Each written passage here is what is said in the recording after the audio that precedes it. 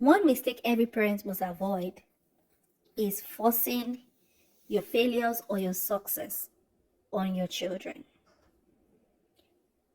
A parent is to love a child, nurture, motivate, encourage, guide the child, lead them on the right path, show them, but don't force them.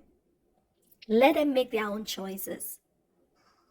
Do not force your own choice on your children. You will break them, you will discourage them if you force your own choice on your child. Your own desire may be to be a medical doctor, but for one reason or the other, you weren't able to practice that profession. Let your child make their own decision. You can encourage them. If they love it, they can do it. But if they don't force it. You failed in business doesn't mean if your child says, I want to go into business, don't discourage that child. Encourage that child.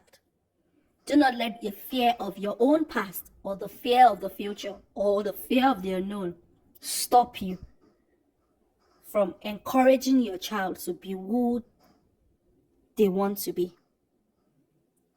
Never ever force your own choice on your child. Let them be who they want to be. God bless you. Have a lovely day. Bye-bye.